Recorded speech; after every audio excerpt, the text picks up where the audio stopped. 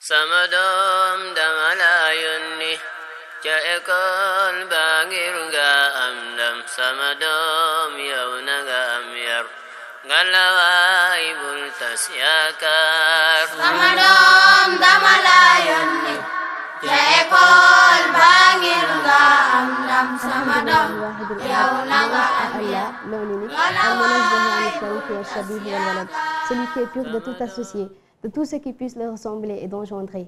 Wa salatu wa salamu ala sayyidil bashar, que la paix et le salut soient sur le plus haut gradé des humains, wa ala alihi wa sahbihi wa man iqtafa al-athar, sur sa famille, ses compagnons et sur ceux qui suivent ses traces. Amma ba'd, ceci dit, chers frères et sœurs fillah, assalamu alaikum wa rahmatullahi wa barakatuhu. Ñu ngi kontaan di teewaat ak yéen ci seen émission l'enfant pieux. Tey nag émission l'enfant pieux plateau spécial la leen indiloon ak ñaari invité yoo xamante ne elles ont laissé toutes leurs occupations pour venir répondre à notre invitation. xam naa ñu nuyu la madame Ba tafaddal bismillah madame Ba nuyu nañ la. fay nañ la Aïcha. ma bàyyi la nga présenté wu. Auzu billahi mina shaytaani rajiim, bismillahi rahmaani rahiim. maa ngi tudd Khadija Diouf, madame Ba Khadija Diouf, dëkk Kasor, daara bu ñuy wax Daara Xidma. macha allah madame Ba kontaan nañu ci présentation bi ñu leen naan ahlan wa sahlan madame Ndiaye ñu bàyyi la nga présenté wu. waaleykum salaam wa rahmatulah soxna Aïcha. man maa ngi tudd Koumba Anne donc maa ngi liggéey si benn entreprise de la place. maa ngi occupé dama fi ñëw en tant que représentante amicale des cadres musulmans du Sénégal. macha allah madame Ba madame Ndiaye ñu ngi leen di souhaiter les bienvenus dans ce plateau xam naa chers téléspectateurs comme ni ngeen ko xamee l'enfant pieux émission la boo xamante ne ñi ko soxal mooy tout temps kii yu nekk ci école franco-islamique yi ñoo xamante ne ils suivent en même temps l'enseignement religieux et l'enseignement général. tey nag plateau spécial lañ leen indil comme ni ngeen ko xamee parce que après l'année scolaire c'est les vacances et la plupart des parents rencontrent d'énormes difficultés pour occuper leurs enfants. Il y en a et ces derniers font face à l'oisiveté. Il y en a qui traînent dans la rue à longueur de journée, d'autres qui sont scotchés devant la télévision. De ce fait, certains parents décident d'amener leurs enfants dans des colonies de vacances. Et c'est pas fortuit qu'on est aujourd'hui sur ce plateau deux dames, à savoir Madame Ndiaye et Madame Ba, puisque c'est des dames qui s'activent, qui ont eu l'initiative d'organiser des colonies de vacances. Madame Ba, la question que je voulais vous poser, c'est qu'est-ce qui vous a motivé à vous lancer dans l'organisation des colonies? Oui, Aïcha, comme elle l'a si bien dit tout à l'heure, les parents durant les vacances, les parents ont du mal à faire occuper leurs enfants. Soit les enfants sont devant la télévision, oui, au niveau des plages, etc., etc. Raison pour laquelle on a organisé cette colonie de vacances islamique pour les faire occuper un peu. Masha'Allah. Et Madame Ndiaye, vous, personnellement, qu'est-ce qui vous a poussé à rejoindre Madame Ba dans l'organisation des colos? Voilà, c'est une question qu'il me plairait de répondre. Parce que Khadija, Madame Ba, c'est une dame que j'ai connue. Donc, et ce qui me plaît le plus sur elle, c'est son ouverture d'esprit, donc son sens des responsabilités humaines. Donc c'est quelqu'un qui est vraiment très engagé dans l'éducation des enfants et dans le travail islamique. Donc c'est fort de tout cela et nous avons également les mêmes visions, c'est d'amener les enfants à s'intéresser davantage à la religion. Donc que ça soit également dans le domaine de l'éducation où elle s'investit beaucoup. Donc même durant les vacances, elle organise également des activités, donc allant dans le sens d'enseigner, de donner aux enfants une bonne éducation, tout en leur permettant également de se divertir. Voilà, c'est tout fort de tout cela, ayant les mêmes inspirations. C'est ce qui nous a poussé à faire la colonie avec Khadija.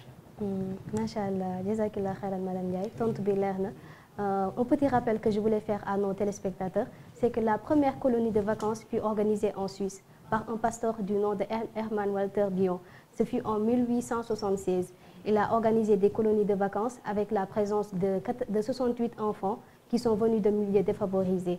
Son but était de leur permettre de pouvoir profiter de la nature. Madame Ba, dites-moi, ça fait combien d'années que vous organisez ces colonies? Ça fait maintenant 2 ans Machallah. Alors vous êtes à votre deuxième édition. Et comment est le thème, c'était quoi le thème de cette édition? Le sous-thème plutôt, je voulais dire. Okay. Le sous-thème de cette édition, c'était aspirons au développement de notre pays, donnons à nos enfants une bonne éducation. C'était ça le sous-thème de cette année. Machallah. Et qu'est-ce qui vous a poussé à choisir ce sous-thème-là? Bon, ça va maintenant éduquer son enfant, c'est tellement difficile, vu que vous pouvez éduquer votre enfant dans la maison, mais une fois dans la rue, l'enfant peut encore avoir d'autres attitudes négatives.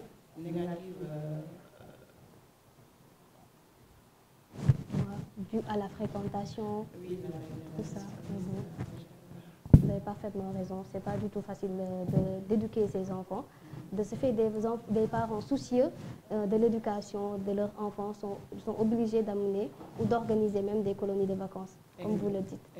Machallah. Et jazakillah khairan. Ma fàttali leen que ne équipe Islam TV Sénégal quitté nañu seen siège dem uniquement ba Mbour pour filmer leen en intégralité kii bi mooy journée de clôture kii bi colonie de vacances. xam naa ñu seetaan ak yéen quelques passages yu début bi incha allahu taala.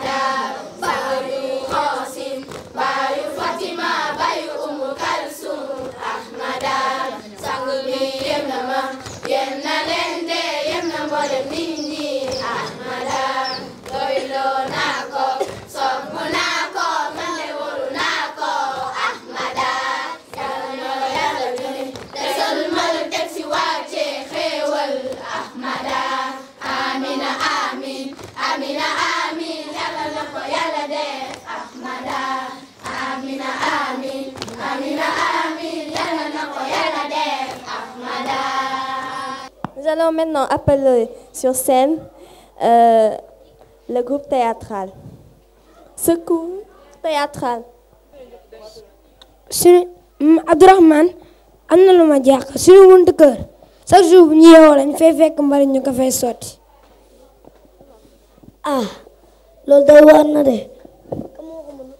lii laa doon wax. kon yow jëf ji yaa ko doon def lii la moo ko waral. man la léegi loo ci mën. waxuma lool de xam naa ne yow la parce que gis naa la nga koy tuur sama kanam dama ne lu tax nga koy def te am nga ay poolu mbalit. maa tey saa yu ma xëyee fii laa koy tudd doo ci mën dara ndax mbeddum buur la. bu dee mbedd bu la na nga ko bale ba mu set wicc parce que lii du ma ko nangu. du ma ko bale saa yu ma xëyee fii laa koy tuur monsieur le maire président kenn mënu si dara. bu dee dinañ si mën dara yow ku yabaate nga. saa yu ma xëyee daal fii laa koy tuur démb ñu la woon te dangaa ñëw jël sa waale dinaa la dóor tey ba nga doyal ndax dinaa la dóor ba damm la.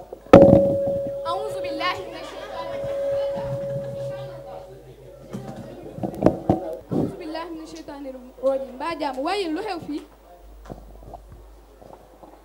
laaj ko kii nii li yëpp moo ko fi andi. dama bële sama buntu kër ba pare génnee mbalit bi mu ne ama droit génne ko te mbedd bi mbeddum bu la lu neex waaye def. xam nga lan la damay xëy matin midi soir di bale xamul sama ndigg ban état la nekk mu ñëw di tur mbalit si mbedd bi te xam su bu dee nii la yombee du ko ñëw. bul ma joxoñ ndax sama moroomu doom nga te sama doom sañu maa joxoñ bul ma joxoñati. waaye jëf ji mooy lan seen kanamu doom yi ngeen xeex ak di xuloo mel ni ay xale lii kañ xale yee ko moom yow dégg nga suñu yonent bi sallallahu alayhi wa sallam lu mu wax si wàllum tooñ. tooñu ma kenn.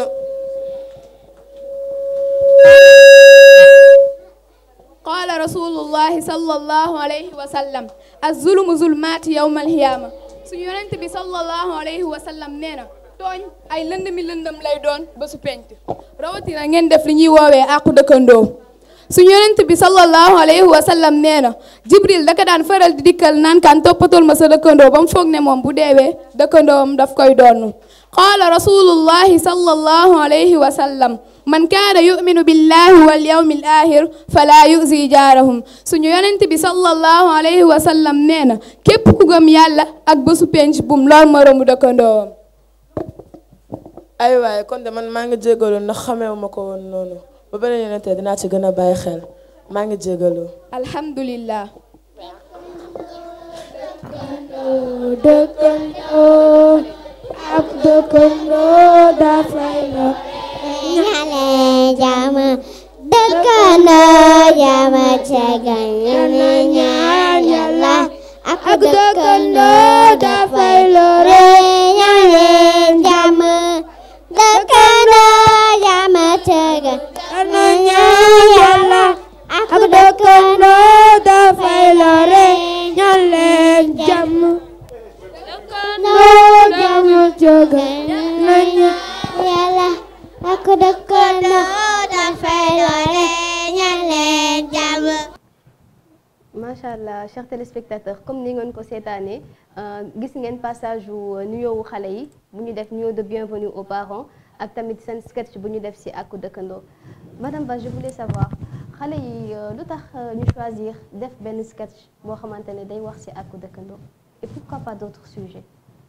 ñaaw yaay boo gisee ñu jël thème àq dëkkandoo bul fàtte ni suñu yonent bi Muhammad sallallahu alayhi wa sallam daana wax ci àq dëkkandoo ba ñu yaakaar ni yow soo génnee sax sa dëkkandoo daf la war a doon donc plus que maintenant boo xoolee société bi ñuy dund ni léegi nu neex waaye def sa construction tapage nocturne yi mi fi am da ngay gis dugg ci benn bus sax koo xamante ni avec la nouvelle technologie qui a tellement avancé da ngay gis koo xamante ni yor na benn baaflam dugg ci biir oto bi taal ko ba mu ses sans que mu bàyyi xel ñi nga xam ne ñoo leen nekkal donc ñun xale bi ñuy yar ci wàllu makkaanu xale yi ne serait-ce que pour les 21 jours ci biir vacances yi ci loolu lañ koy inculqué waale moom mu xam ni kon sama dëkkandoo war naa ko sóoraale je dois pas faire n'importe quoi ci sama dëkkandoo wax ni man lu ma neex laay def wala yi saa nga mën a sóoraale sa dëkkandoo loolu moo ñu gën a poussé pour ñu jël thème boobu puisque dañuy former les citoyens de demain war nañu inculquer xale yi loolu si ñu mën ko xam seen biir. macha allah madame Ba, vous avez parfaitement raison et jazakallah khairan si tontu bi leer na madame Ba téléspectateurs yi comme ma fàttali leen que ne madame Ndiaye plutôt elle est l'amira de la section féminine de l'ACMS. L'ACMS c'est l'amicale des cadres musulmans du Sénégal. Madame Ndiaye dama bëggoon nga defal ma benn brève présentation ACMS ak section féminine ak tamit nga wax ma ci yenn activité ngeen di faral di yëngu. Alhamdulillah, donc vraiment je serais ravie de faire la présentation de ma structure, l'amicale des cadres musulmans du Sénégal. En fait, l'amicale des cadres regroupe en fait les membres de l'amicale sont issus en fait des universités, mais également des établissements d'enseignement supérieur. Donc la plupart de nos membres sont dans l'administration publique, mais également dans le secteur privé. Donc la vision de notre amicale, l'amicale des cadres musulmans du Sénégal, c'est de devenir une organisation nationale. Donc qui sera d'ici 2035 une référence en Afrique, mais surtout comment dire, un partenaire privilégié, technique privilégié, donc des organisations nationales, donc ayant les mêmes aspirations, donc et les mêmes valeurs. Donc pour ce qui est de notre ce que nous par exemple ce que nous visons, c'est de mettre en place des hommes et des femmes, de mettre en place des hommes et des femmes qui pourront construire la société de demain. Donc, qui pourront construire la société de demain. Et nous y attelons à travers des formations. Donc, on a mis en place non seulement des formations, mais également des plateformes. On a mis en place des plateformes de réflexion, d'échange sur des sujets qui touchent des sujets de société, si je peux dire ainsi. Nous également, nous œuvrons dans l'éducation, comme j'ai dit, dans l'éducation, mais également nous œuvrons dans la solidarité, donc pour permettre à nos sœurs donc d'être en parfaite communion avec les valeurs islamiques. Voilà, grosso modo, et en plus dans le sillage également de cette éducation, mettre en place une bonne éducation pour nos enfants.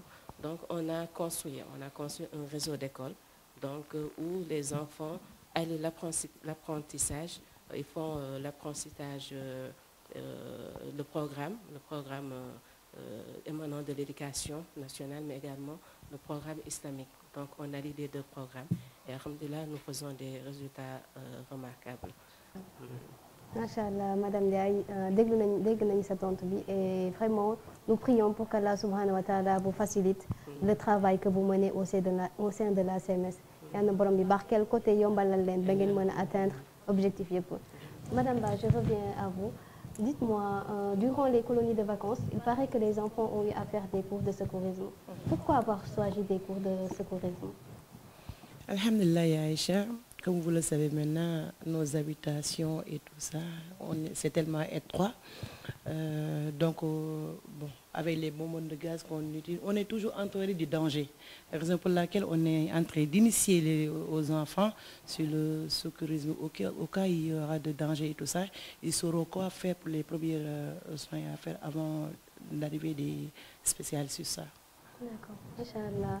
Chers téléspectateurs, je vous invite à regarder avec moi quelques extraits de ces prestations de secourisme. Bonjour, chers invités. Sauver la vie d'une personne est importante. C'est pourquoi nous vous demandons de bien suivre notre prestation. Merci. Sauver, c'est secourir. Secourir, c'est sauver. Et wow, sommes-nous en train de dire la même chose? Eh oui. Alors, tenez-vous bien. Poursuivre et reproduire cours au besoin. Alors, ouais, sama gaan dem seetaan ngeen match Sénégal Algérie. waaw seetaan naa ko dem. Algérie dafa tàngoon de. waaw Algérie kay moom baay. i baay heure bi moo waay booy heure bi jot na de. boy feu rouge bi tàkk na. waaw kon ba suba rek. waa di soxla yoon waay. wow subhanallah. ya askiram. ma taxaw nii police yàpp ma sama yoon nekku si.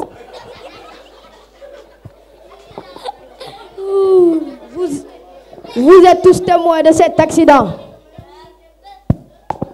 Nous allons faire le ramassage de ce victime. Nous allons faire un ramassage d'un blessé simple. 3 secouristes se partagent le blessé. Le premier se met au niveau de la tête. Le deuxième se met au niveau du bassin. Le troisième se met au niveau des genoux.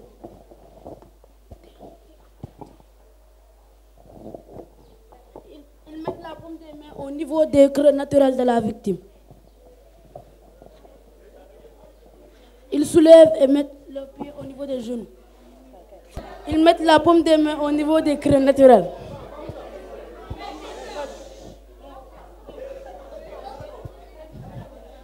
Ils le posent au niveau des genoux. Ils plaquent au niveau de la poitrine. Avec un mouvement synchrone, à 3, ils se lèvent. 1, 2, 3.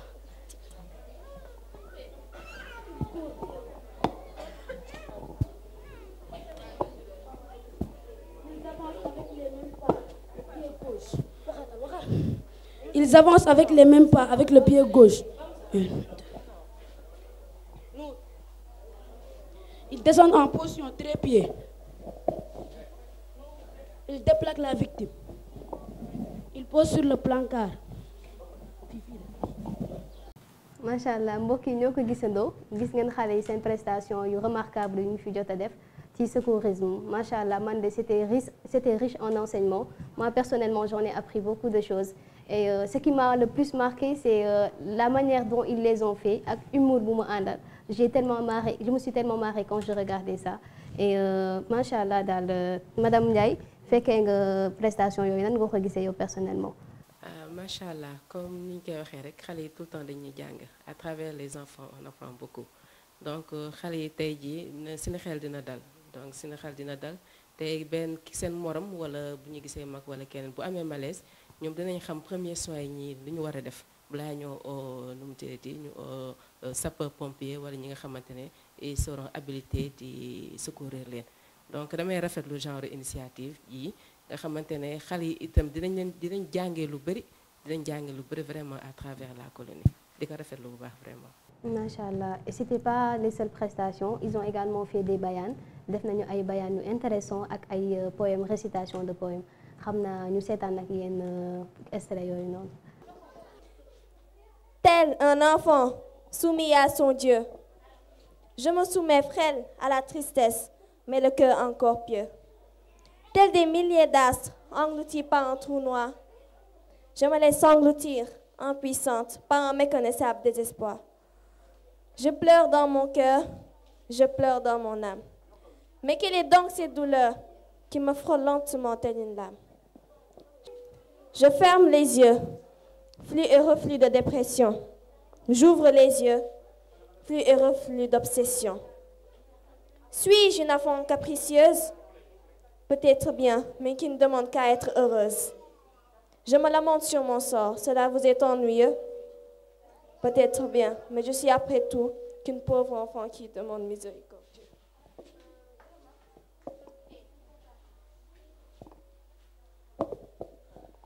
Tu ne retrouveras jamais la lumière, ma sœur, si tu n'es pas sur le chemin de l'islam. Allahu Akbar, Allahu Akbar, Allahu Akbar. La ilaha illallah.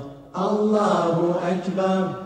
Allahu Akbar, Allahu Akbar, Muhammadun Rasulullah. Jeunes frères musulmans, suis avec nous le mouvement, ne deviens pas un brigand, ou tu finiras perdant. Assalamu alaikum wa rahmatullah. Yow sama mbokk jullit, xanaa xamoo ne xam-xamu diine mooy fondement texe àdduna ak àllaaxira. Ndaxte nit ki su amee diine am na lépp waaye su ñàkkee diine amul dara. waaw yow sama mbokk jullit li nga wax lu wóor la xanaa xamoo ni yonent yàlla Muhammad sallallahu alayhi wa sallam nee na sàkku xam-xam farata la ci bépp jullit bu góor ak bu jigéen. yow sama mbokk pas-pas xanaa xamoo ne alxuraan bii waxu yàlla la léppam lu leer la waaye lu wuteeg moom lu lëndëm la. qaala allahu taala fi kitaabin aziz a'uuzu billahi minash shaytaanir rajiim bismillahir rahmaanir rahiim alif laam miim zaalikal kitaabu laa rayba fiihi hudan lil muttaqiin fi suuratil baqara.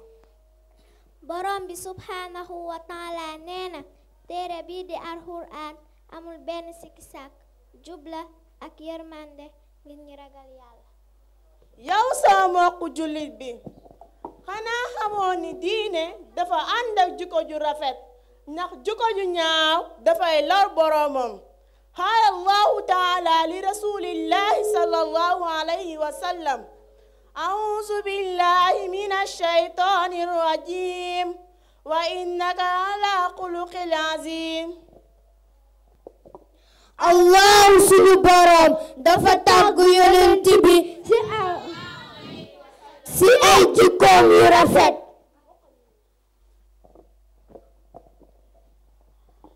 lépp luy defar askan wi jullit bi daf cee war a bokk ci rafetal. dafay dimbali ci alalam miskin ya yonent yàlla bi sallallahu alayhi wa sallam nee na yàlla mi ngi ci mbiru jàmbi livleeg jàmbi su nekkee mi ngi ci ay mbiru mbokkam.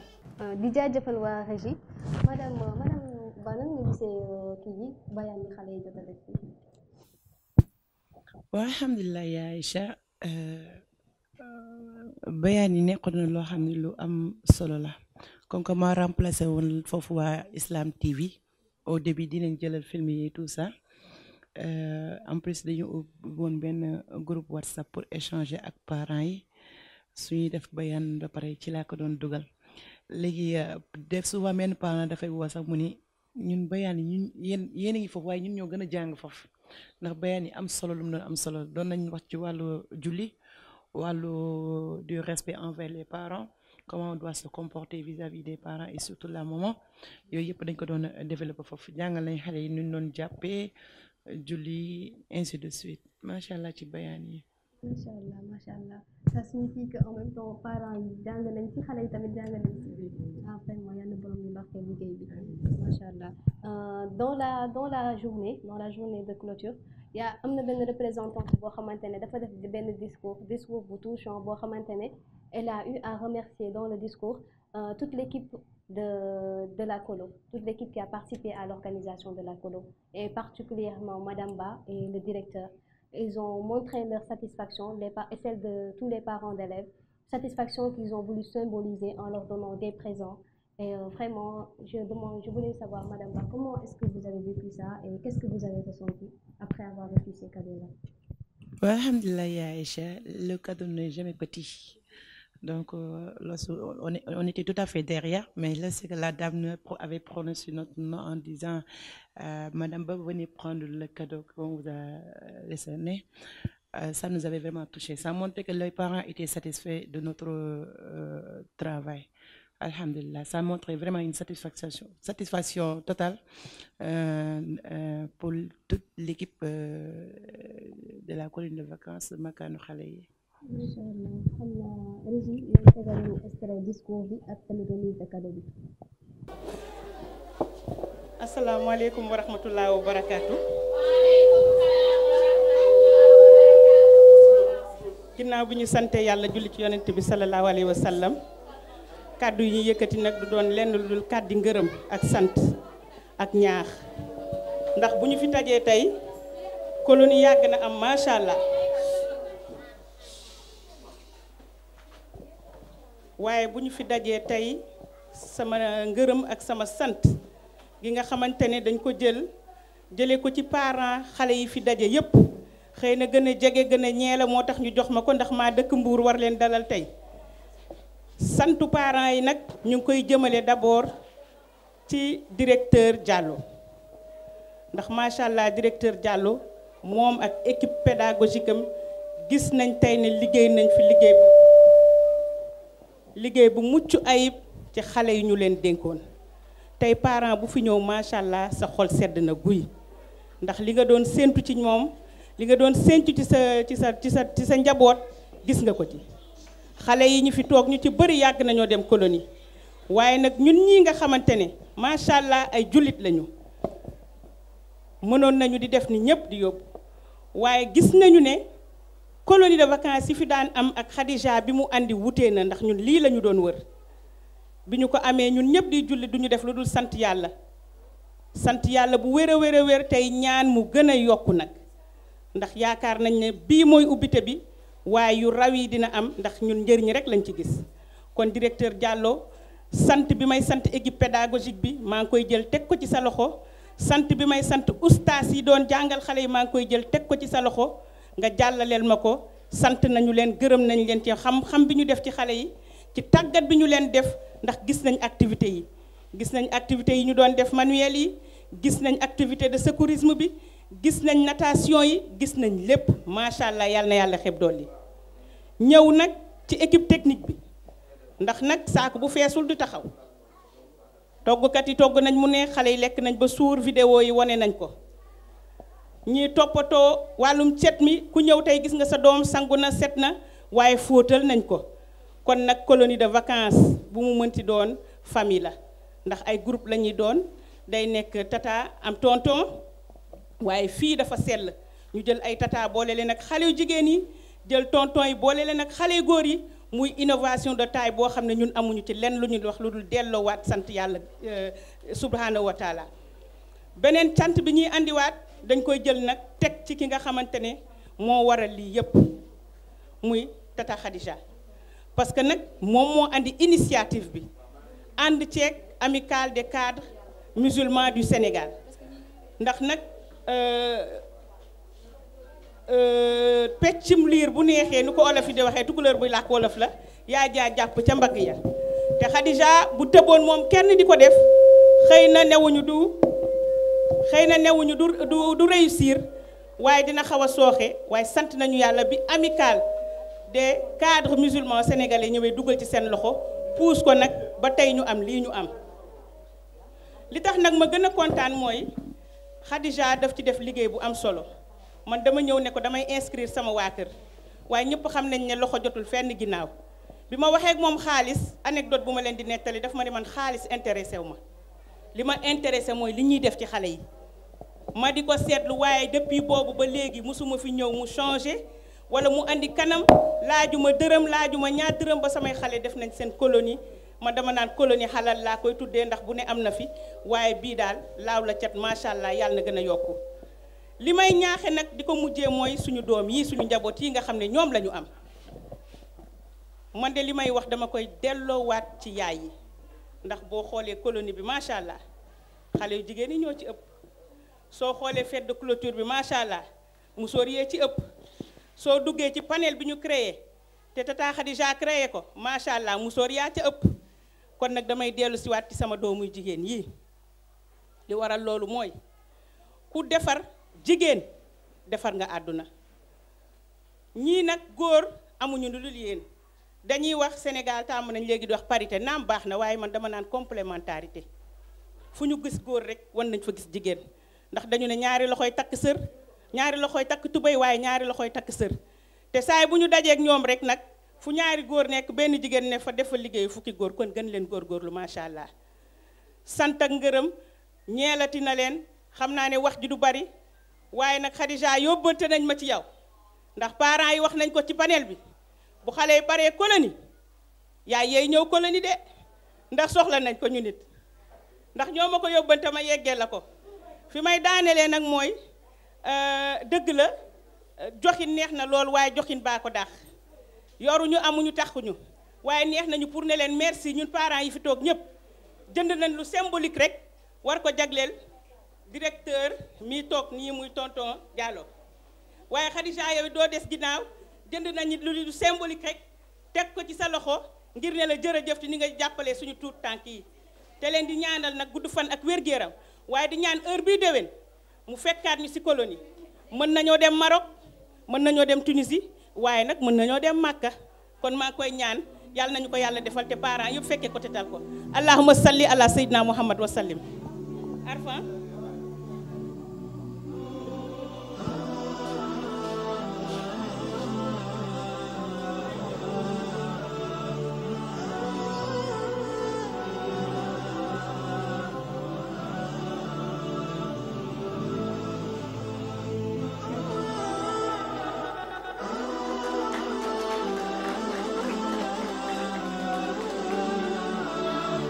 Takbir, takbir, takbir.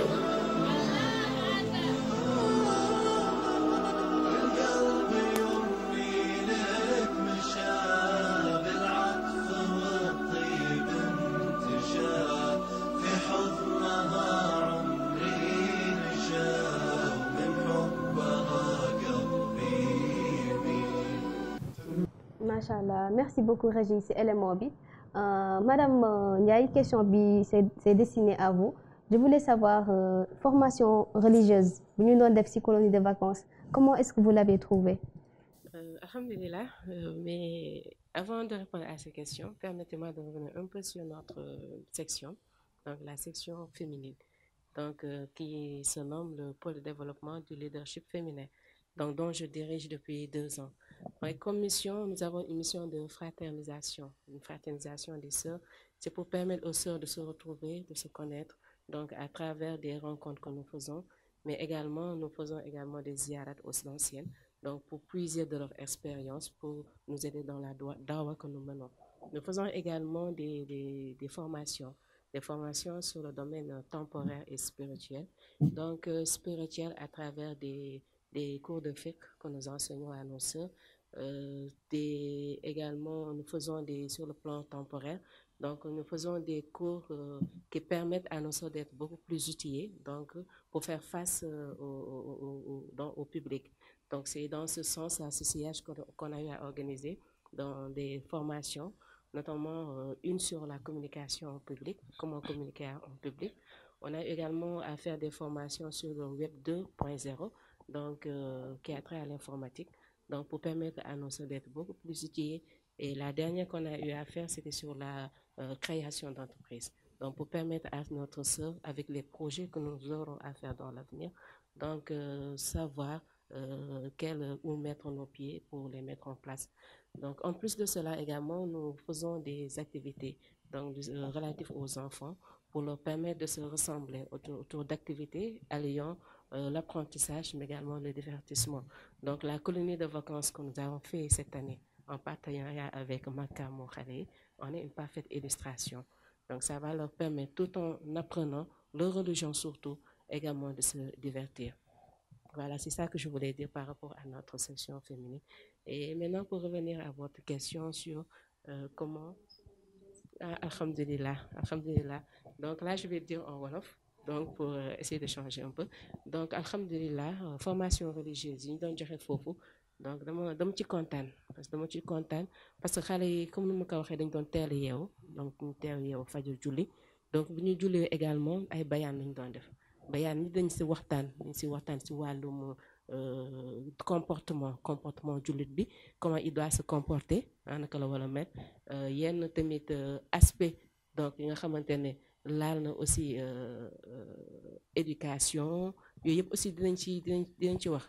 Donc, lu ma gis neex tamit dafa am ay tamit benn activité bi ñu doon naan tontu question donc là aussi dañ doon gis ne xale yi dañ doon kontaan vraiment sawar si di poser ay question façon question yi nekk da nga doon gis ñu koy poser imaam oustaz su ma jàppee fàtte nii naka laay def wala su may julli jéem a def nii nga xam ne xale yi dañu intéressé woon vraiment par rapport à ce qu'il faisait alhamdulilah ay thèmes yu am solo comme soxna Khadija nu ma ko waxee groupe bi ñu créé woon groupe bi donc tout ce qui se passait dans la colline dañ ko si doon def parents yi di xool di tamit di intéressé wu am na ay parents comme ni ma ko doon wax également di poser ay questions par rapport ak yi ñu doon wane si activité donc nga xamante ne vraiment lu amoon importance la loo xamante ne xale yi jëriñoo nañu si waaye ñu tamit mag yi jëriñoo nañu si.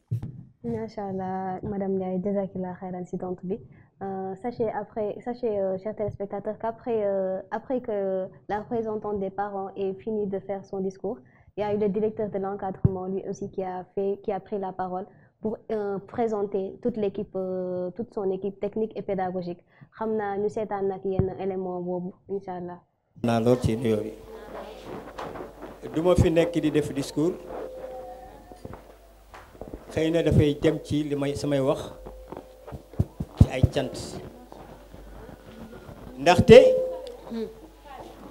defe naa ne ñaari at ba dugg ñetti at maa ngi liggéey ak ñoom Khadija ak Nene Mour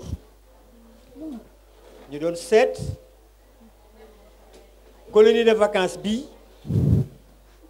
nan la ñuy fexee ba mu jaar ci sart bi xam ne mooy yoon ndax gouvernement bi dafa teg sart ne képp ku yor xale nii lay demee muy colonie de vacances muy chantier muy patronage ñu ciy waxtaan ak nan lañ koy mën a fexee defar ko ba mu nekk lu xam ne dina tegu ci yoon tegu ci sartu réew mi am garantie parce que état tamit dafa am garantie ci ay njabootam sécuriser ko mais alhamdulilah rabbil alamina bi mu sottee tamit ñu waxtaan ba juboo ba ma wax leen lépp dama na leen woon maa ngi dem sama yoon mën ngeen jëli beneen directeur wala ma wutal leen keneen ñu ne ma déedéet comme yaa ñu gunge ba fii am nañu kóolute ci yow pour nga àggaleeg ñun biñ ko defee muy lu diis ci man wallaahi muy lu diis ci man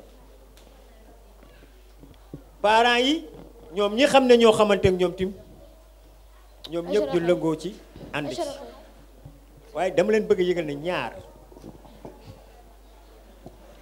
doom fii la nekk ci biir xol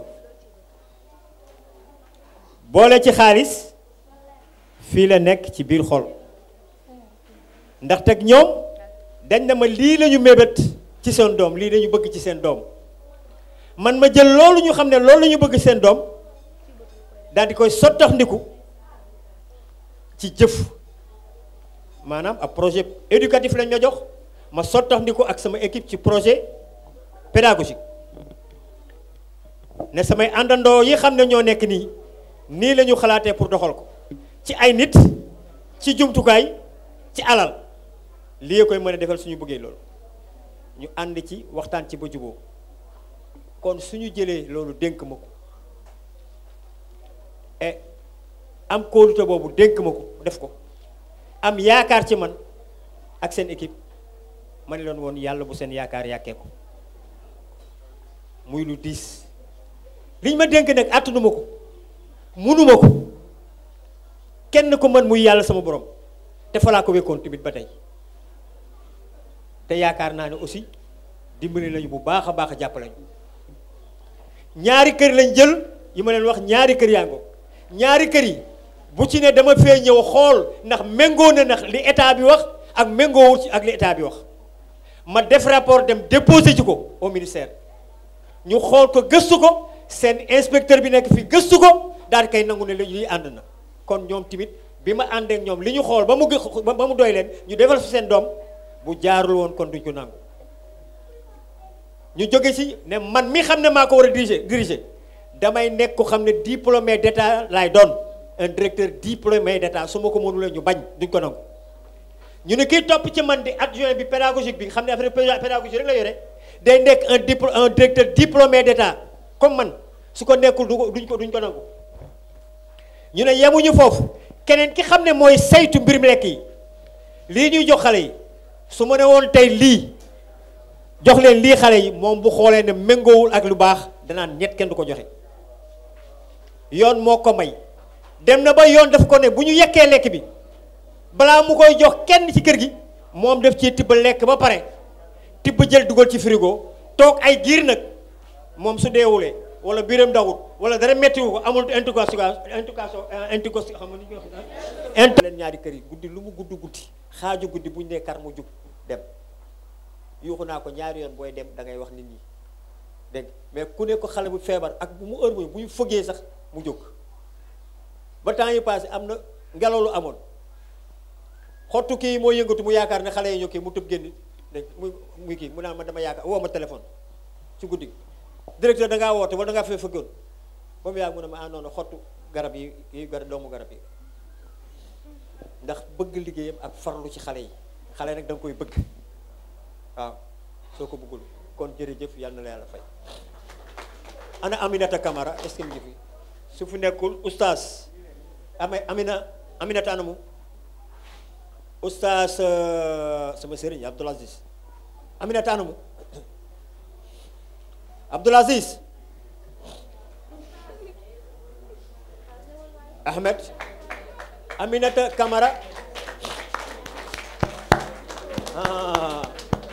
xale yi lekk bi moo leen gën a kii ñoom ñëpp ngi tàccu lu tax tàccu leen ma nii kon kii moo yore woon lekk bi moo yore woon dëkkuwaay bi moo yore woon set bi moom moo yore woon lépp lu xam ne sunu dundin la ci biir fii te macha allah nag am na benn monitrice la effectivement mais xolom yaatu na yaatu bu xam ne wax dëgg yàlla ku waxtaan wax dëgg man dañ ko mos sax nangu ci sama loxo waaw Xadija moom du bàyyi dara mu kii mu jigi Xadija nangu na ko sama loxo munu ma ko gis guddi munu ma ko gis bëccëg sama yaay ñuy tëral rek dem bu dégg dama naan ko yow économe nga wala mbindaan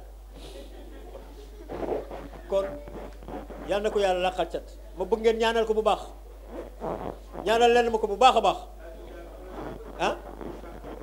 saag bi waaw mu ngoog fooy bokk saag bi moom ak Xadija ñuy ànd ku ñu nekk kenn xamul lu ñu dund ci kaw mais yal na leen laqal cat yal na ko yàlla vraiment réussiral ci li muy def mu gën a yokk sama ñetti ustaas yi Abdoul Aziz borom leer bi moom mooy borom leer bi quoi léegi Ahmed Omar Lin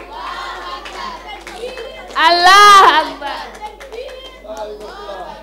Abdoul Aziz man yàlla daf ma nattoo leen bu may dem colonie mënutum du ma lekk du ma nelaw yàlla nag moo koy def xëy na kenn man li ma mën keneen mënu ko parce que yàlla moo ko def waaye saa waa ji guddi lu mu guddi 2h du matin 3h du matin fu ma ne sama kocc kurus ma gis sa waa ji mu ngi bokk fële commencé Abdoul Aziz xanaa yow doo nelaw bu ma waxee ba pare mu ree ba mu neexoon na ma yow tamit jàll directeur xanaa doo nelaw ñun ñaar dong ci digg mel fii kon te ni mu mel ci xale yi macha allah moom defe naa ne xale yi sax moo leen gën a bëgg xale yi waaw li tax mu gën ma neex dafa jël xale yi ba moom dafa moo ni yaakaar ne moom dong moo juru xale yi nekk léegi keneen sax bokkutu ci kon Abdoul Aziz yàlla na ko yàlla xat te yàlla na ko yàlla may gudd fan ak wér gu ne wala maa ku bëgg li muy def la ku bëgg li muy def la Ahmed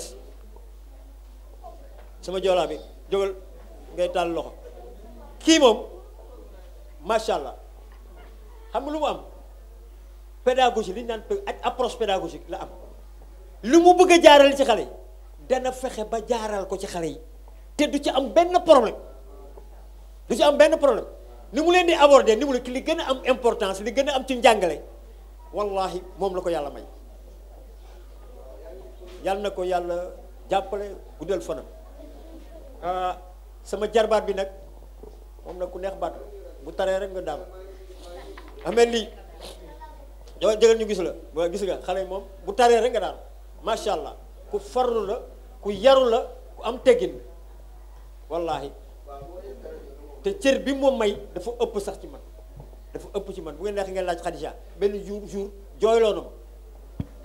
jooyloo na ma ci lu ma ko doon wax ak nam ma wuyoo ak nam ma tontoo non dama ne bii yar defe naa ne amatul sax Sénégal yàlla na ko yàlla may gudd fan ak wér sama moniteurs yi nag yéen ñëpp ñëw leen fi ñii ñoo yore xale yi ñoo nekkoon ak xale yi man defu moo ci dara pena defu ci dara mais bu dee gune yi rek dama ne Kamisa Mariane ma acca kii nu mu tudd acca Fatim Mati Fat Diouf jangeen jëf gàcce ngalaama xale yi gërëm nañu leen te ma way fa mu doore c'est normal Bourgueil c'est des fala. Merci beaucoup Régie. ñoo ko gisandoo directeur bi def na présentation équipe am macha allah et comme on l'a tous vu c'est une équipe vraiment particulière. Des personnes qui sont compétentes vraiment, qui ont eu à mener un travail remarquable. C'est une équipe qui est constituée de moniteurs, de monitrices. Il y avait eu une équipe technique, une équipe pédagogique, vraiment des personnes avec un professionnalisme sans faille. Nous prions pour qu'Allah subhanahu wa ta'ala leur récompense pour tout le travail qu'ils ont eu à mener durant cette colo. Madame Ndiaye, dites-moi, quelle appréciation faites-vous de cette équipe qui a organisé la colonie? Alhamdulillah. Une grande satisfaction, je dirais, parce que j'ai eu l'occasion de vivre avec eux quelques jours. Et alhamdulillah, nous me sommes comportés avec les dal na xel. Donc dafa nek ñu nga xamantene dañu xariñ ci li ñuy def. Donc jox ko sérieux bu mat sëkk. Donc ñu doon njëkk a yeew comme nous ko faral di wax, ñu njëkk a yeew ñoom ñoo mujj tëdd. Donc di saytu xale yi seen wàllu lekk, seen wàllu wërgu yaram. Donc di leen encadrer di leen jàngal les bons comportements les bonnes manières donc vraiment dafa nekk ñoo xamante ne man gàcce ngaaraam rek laa doon wax donc maa ngi doon tooñ kenn sax di ko naan bés boo ñibbee moom dañ la suppal bu baax parce que vraiment sonn nañ vraiment te nga gis loolu yëpp c'est dans la joie lañ ko doon defee donc xale yi dañ leen jëloon def leen comme si seen doom lañu donc directeur bi tamit nekk kenn ku vraiment ku pédagogique ku am expérience vraiment si lu mu doon def donc qui a su diriger vraiment la colonie d'une main de maître moom ak responsable yi ci nekk ñëpp donc gàcce ngaalaama rek lañ leen dox kontaan nañ vraiment ci seen prestation. Machallah. Tata Khadija, dites-moi, est-ce que c'était difficile d'avoir une équipe pareille? Comment s'est fait le choix de cette équipe-là? Alhamdulillah, ya Aïcha. Vous savez que pour organiser une colonie de vacances, il y a des normes à respecter par le ministère de la Jeunesse. Donc, pour organiser cette colonie de vacances, il faut un directeur. Alhamdulillah, comme ce que l'autre avait dit tout à l'heure, Madame Ndiaye, le directeur a été, masha'Allah, parce qu'il a choisi les personnes qui devaient l'accompagner. Mais nous aussi, puisqu'on parle de colonie de vacances islamiques, on avait pris aussi certaines précautions. C'est-à-dire quoi? On avait formé nos maîtresses là pour devenir monitrices. Donc c'est ça qui avait aidé aussi le choix du directeur à choisir des moniteurs qui peuvent dérouler le programme selon les valeurs de l'islam. Tata Khadija, n'est-ce pas xale yi tamit dañ leen doon dispenser ay cours de Coran ci colonie bi? Oui Aïcha, xam nga colonie boo ko organisé y a un programme. Macha Allah. Tata Khadija, n'est-ce pas xale yi tamit ci biir colonie bi dañ leen doon jàngal Alxuraan?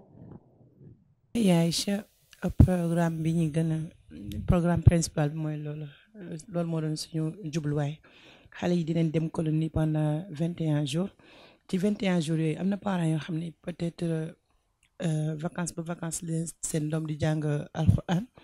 Ñeneen ñi aussi seen doom dana jàng Alxuraan mais bëgguñu ñu perdre liñ doon jàng ñu fàtte liñ doon jàng moo tax suñu programme principal loolu woon xale yi dañ doon yeewu fajar 4h30 préparé wul dem dugg xalka jàngi Alxuraan si biir xale yooyu di jàng Alxuraan moo tax dañoo établir woon benn fiche bi daf ñu doon renseigner ci niveau xale bi ci wàllu Coran bi jotoon nañ ci am xale yoo xam ne ci ijji lañ toll mosuñu jàng ijji sax mosuñu jàng Alxuraan wala jàngoon nañ ko tamit fàtte nañ ko mais ijji lañ tolloon xale yooyu comme li mbokk bi wax sànq moo ñu gënoon touché parce que xale yooyu dañoo ñëw durant 21 jours yi am na ñoo xam ne li leen dese ci livre ijji bi bëriwul woon mais mokkal nañ fa ay saar loolu mooy montrer importance su groupe bi jàng en groupe xale yi dañ ci le fait que ñu doon dégg ñeneen ñi di resté yeneen soir yeeg dañ koy dégg moo tax ñu capté waale ko jour boobu moo tax bi ñu doon resté tamit doon nañu resté seen soir yenn yi nga xam ne jotoon nañ ko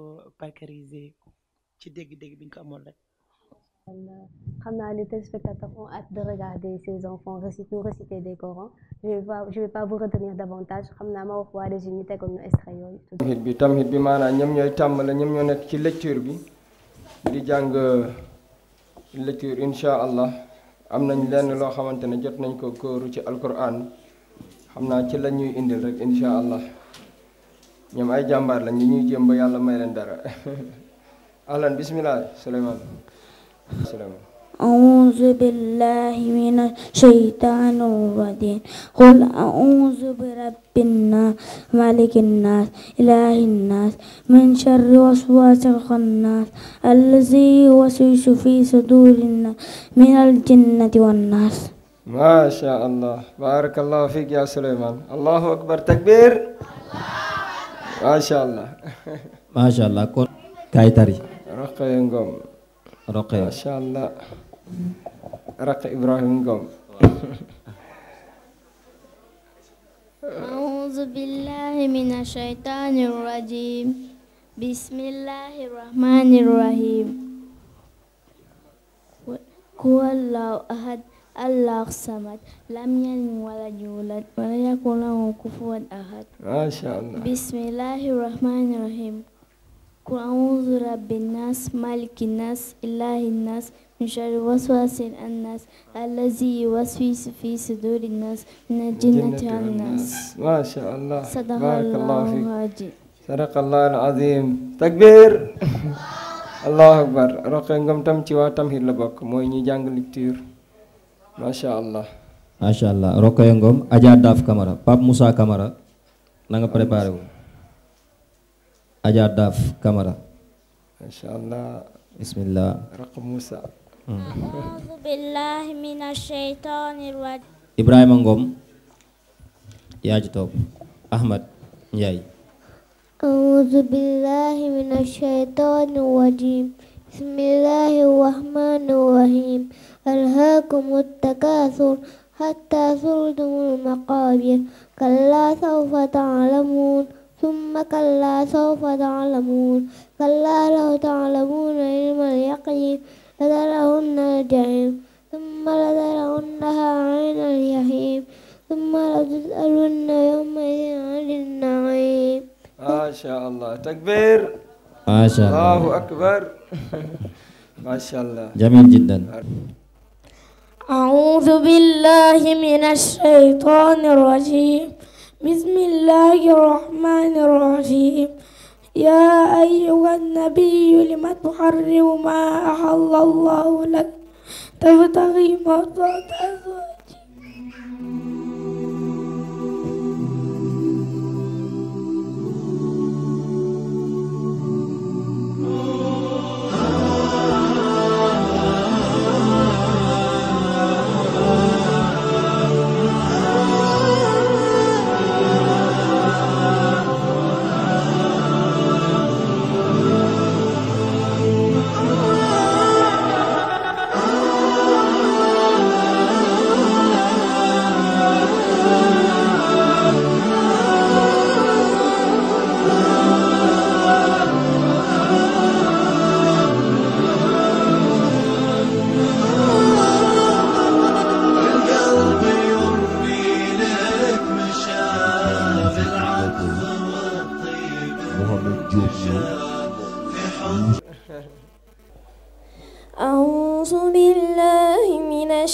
الشيطان الرجيم واذكر في الكتاب إبراهيم إنه كان صديقا نبيا إذ قال لأبيه يا أبت لم تعبد ما لا يسمع ولا يبصر ولا يغني عنك شيئا يا أبت إني قد جاءني من العلم ما لم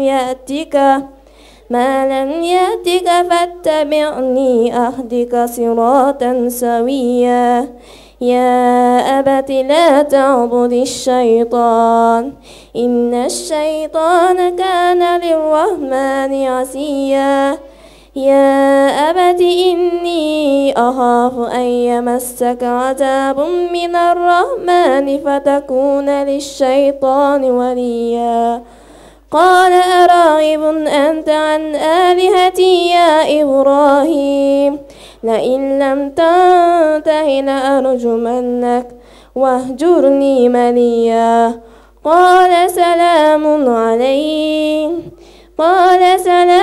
عليك سأستغفر لك ربي إنه كان بي حفيا macha allah téléspectateurs yi gis ngeen xale yi Quran bi ñu jot a jàngal jàng boo xamante ne macha allah c'est émouvant am na ay xale yoo xamante ne ijji kese lañu yemoon pourtant ils ont mémorisé beaucoup de sourates et grâce à leur passage dans cette colonie macha allah madame Ndiaye madame Ba plutôt ce que je voulais savoir c'est est-ce que mun nga ñu détailler le programme bi ngeen déroulé loon durant cette colonie. Ouais, alhamdulillah, ya Aïcha. Bon, là, je vais vous citer le programme qu'on avait déjà établi là-bas. Il y avait l'apprentissage du Coran, il y avait pratique culturelle religieuse, il y avait la natation aussi. Et je vais m'arrêter là-bas un peu pour apporter des explications sur ça avec la natation. C'était une activité que les enfants adoraient. Ils adoraient. Et alhamdulillah, avec notre maître nageur qui était là-bas, durant ces 21 jours, il y a des enfants qui ont su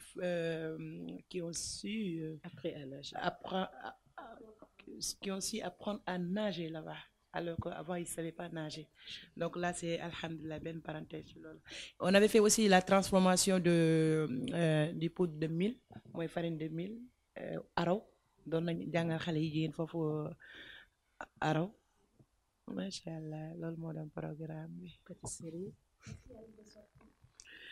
waaye Aïcha doon nañ def ay excursion. On en avait fait 2. benn bi ñu ngi ko defee ay DB fale aéroport Blaise Diagne bi. beneen bi ñi ngi ko def île des Marloges boobu madame Ndiaye xëy na mën na ko prononcer macha allah donc demoon nañu ci île boobu foofu île du Saloum la nekk ñu defoon boobu excursion ak xale yi.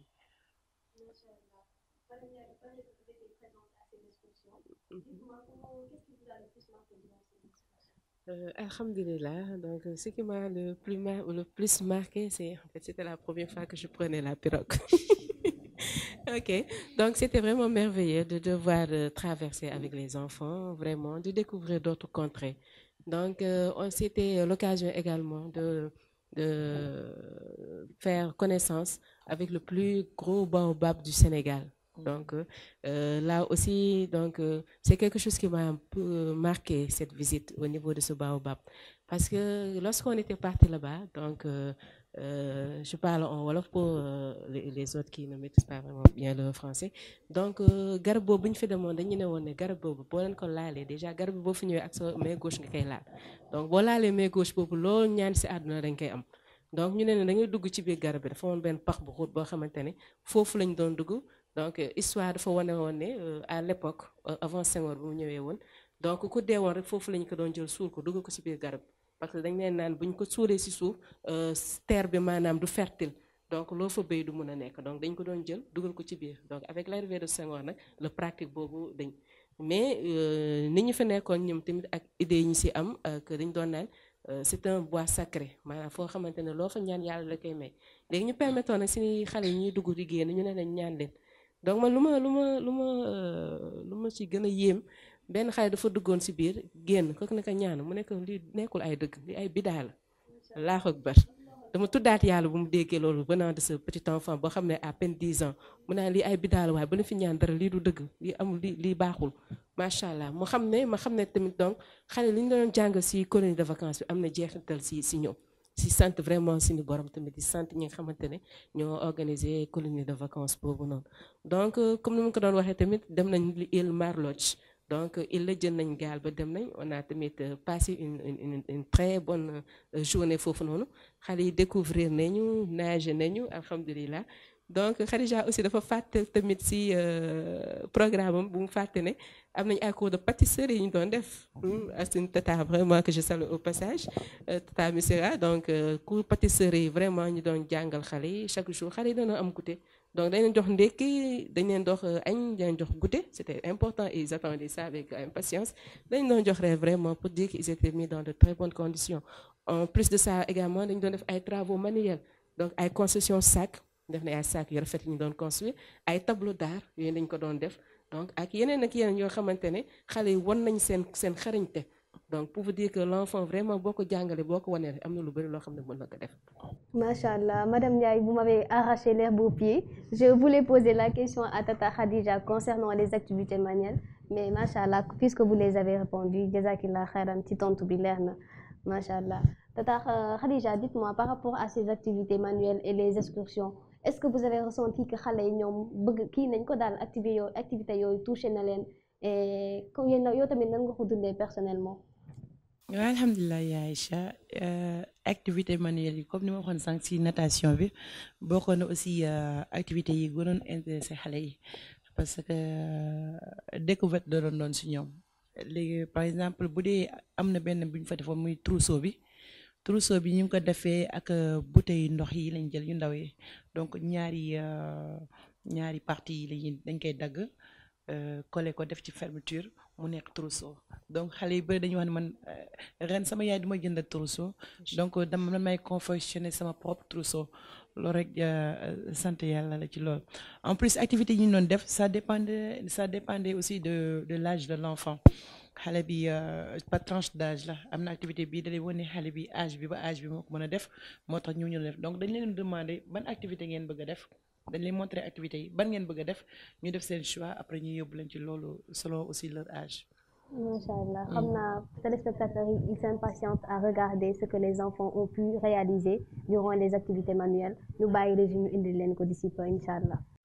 sama doom dama la yónni ca école ba ngir nga am ndam sama doom yow na nga am yar ngalla waay bul tas yaakaar. sama doom dama la yónni ca école ba ngir nga am ndam sama doom yow na nga am yar ngalla waay bul tas yaakaar. sama doom dama la yónni ca école ba ngir nga am ndam sama doom yow na nga am yar ngalla waay bul tas yaakaar. sama doom dama la yónni ca école ba ngir nga am ndam sama doom yow na nga am yar ngalla waay bul tas yaakaar. am réew mu doom ya jàngul dana ñee moroomi réewam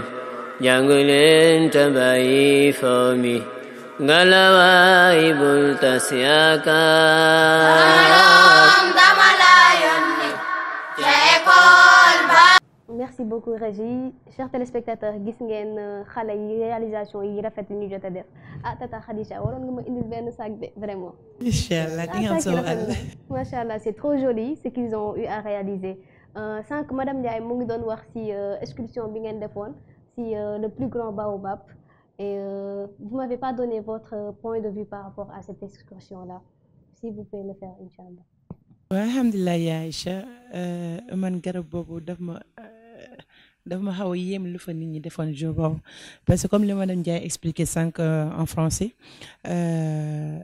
garab bi dañuy wax ni képp koo xam ni ñëw na fi da nga koy laale d'abord ak sa main gauche donc il y a des conditions da nga koy laal ak sa main gauche soo laalee sa main gauche nga wax sa souhait yëpp après borom bi subhanahu wa taala da koy nangu ñoom loolu lañ wax li wane loolu amul déjà waaye bi ñu doon jox expliquer guide bi moom boo ko gisee sax xanaa sarax nga ko war a def moom dama doon poser question lu tax moom deful suyam foofu pour mun a situation xaw a améliorer tuuti bon beneen bi ma gën a xam yem mooy bi xale yi duggee ba génn bi ñuy dugg ñu ngi def seen askar yi bon c'était un peu risqué nag waaw parce que jël njabootu jàmbur dugal leen ci tur boo xamante ni ñoom liñ si waxoon mooy lan ni bépp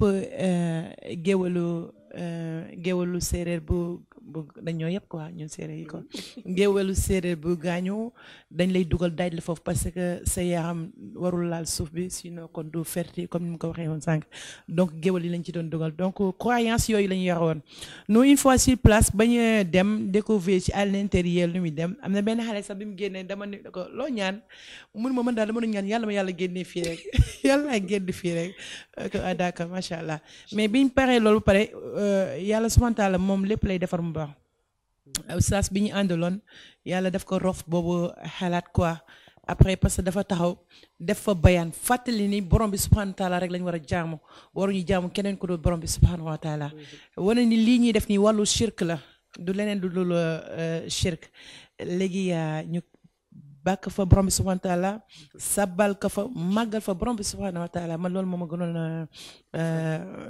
moo ma gënoon touché ci visitu garab boobu et ñi nekkoon foofu dañoo jaaxle parce que ñoom dañu doon seetaan ñoom ñu ne pendant des années am na koo xam ne peut-être il a la quarantaine et tout dafa ñëw mu ni man depuis fii laa juddoo màggee fi yaroo fii mais lu mel ni mus fi am nit ñi dañuy ñëw tourisme la ñuy def nii ñu wax leen lii effectivement ñu exécuter li leen di wax dem seen yoon mais lii mus fi am kon jour boobu man kontaan na parce que yëg naa ni borom bi subhanahu wa taala kontaan na parce que dañ ko fa màggal bàkk ko fa xam ni moom dog mooy borom bi subhanahu wa taala. macha allah tata Khadija li nga wax am na solo lool macha allah d'où l'importance de voir quelle personne confier à ses enfants ndax ñoom suñu nekk woon ñoo xam ne am nañu pas-pas bu leer jàng nañu lan mooy tawhid lan mooy shirk amuñu woon xam-xam ci loolu c'est sûr qu'ils allaient appliquer les mêmes choses mais borom bi leeral na leen gindi na leen ñu ñaan borom bi azza wa jal mu barkeel liggéey bi ngeen def vraiment fay leen fay bu kawe seen njort madame Ndiaye la wax ma lan mooy sa dernier mot. Alhamdulillah sama dernier mot xam naa ay remerciements lay doon donc d'abord remerciement à l'encontre de notre amir le docteur Abdou Karim Diaw qui vraiment m'a fait confiance donc mu tegaal ma ci bopp section féminine bi may diriger donc di ko ci sant di ko ci gërëm di gërëmaale également bureau boo xamante ne membre yi nga xamante ne maa ngi liggéey ak ñoom di ma jàppale ci liggéey bi donc gannaaw loolu maa ngi nuyu di remercier également parents yi nga xamante ne ñooñu def confiance confier ñu seen doom pendant 21 jours sonn la ñu owu ñu waxuñu ci dara donc au contraire dañ ci jëlee contenté parce que à chaque fois que ñuy def genre activité chaque activité yu ñuy def dañ def évaluation donc jël tamit retour des parents par rapport ak colonie alhamdulilah sant nañ yàlla parce que retour yu mu ci jot a am rek ñoo sant daal lañ ci def gannaaw loolu également maa ngi remercier soxna Khadija mi nga xamante ne moo nekkoon suñu partenaire moom nga xamante ne ak moom la ñuy def colonie de vacances yi def ko ci anam bu rafet remercier le directeur du camp Maam Adama Diallo comme xale yi niñ koy oowee avec toute son équipe pédale les tontons les tatas sans oublier les oustaz ñoom ñëpp ñu ngi leen di remercier vraiment di leen sant di leen gërëm bu baax di remercier Islam TV également ci invitation bu am solo bi mu ñu invité di leen ñaanal yàlla yokk leen yàlla yombala leen moyens ba fi ñu bëgg a yegg incha allah yàlla yóbbu leen foofu asalaamaaleykum wa rahmatullahi wa barakaatu. waaleykum salaam wa rahmatullahi wa barakaatu madame Ndiaye yow tamit ñu ngi lay remercier ci nangu bi nga nangu ñëw ci suñu invitation bi yàlla na borom bi fay la yow tata Khadija wax ñu lan mooy sa dernier mot. alhamdulilah yaa Aïcha dafa mel ni Kumba a tout avalé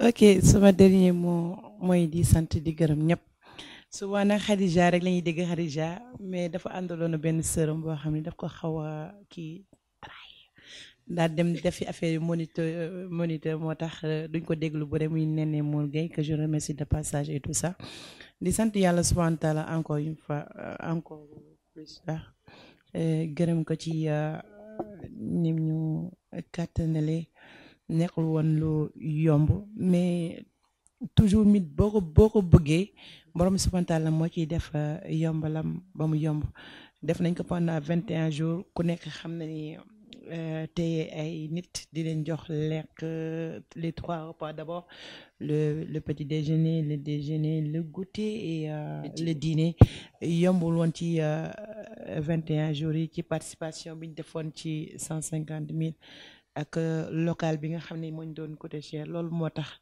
mais xëy na d'ici l'année prochaine dañu am ay sponsors yu ñu jàppale ba ñu yombal mbir mi ba parent bu nekk mën ci indi doomam mu def ci parce que boo gisee parent boo xam ne am na ñaar ba ñett day xaw a diis si moom bëgg nañ ko di ko wàññi raison pour laquelle léegi la ñuy commencé depuis mois d'octobre bi cotisation yi wax parents yi képp koo xam ni bëgg nga sa doom participer ci colonie de vacances valeur islamique bi makkaanu xale yi di organiser nga commencé def sa di verser sa participation comme ça bu ñu demee ba au finish dina xaw a li ngay compléter dina yomb ba boog nga matal sa participation donc su ma doon waxee ne loolu mooy dernier boobu bi nga xam ni am naa ko pour wax di gërëm aussi comme ni mu ko waxee waa Islam TV boo gërëm di ci am c'est parce que sa bopp ngay gërëm kon donc Islam TV mooy ñun mu doon loo xam ni yàkkamte woon nañ ko am parce que man du ma seetaan télé bàyyi naa seetaan télé ay yéen yi parce que doo fa gis loo xam donc am nañu yaakaar ci arrivé Islam TV dinañ ci mën a jëriñu ñun ak suñu njaboot yi mën a toog seetaan télé te doo ci am benn gêne yaakaar naa ni loolu mën nañ ko am te yal na ko borom bi subhanahu wa taala yombal jazakumullahu xayran asalaamaaleykum wa rahmatullahi wa barakatuh.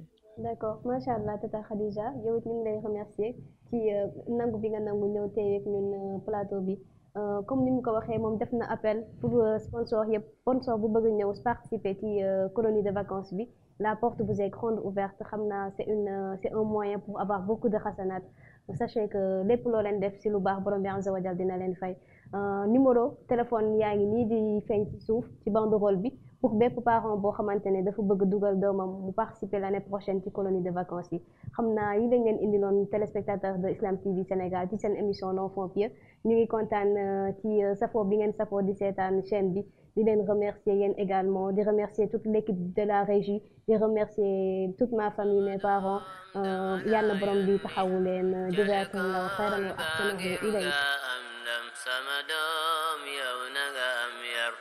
ngalawaay bul tas yaakaar sama doom dama la yónni ca école ba ngir nga am ndam sama doom yow na nga am yar ngalawaay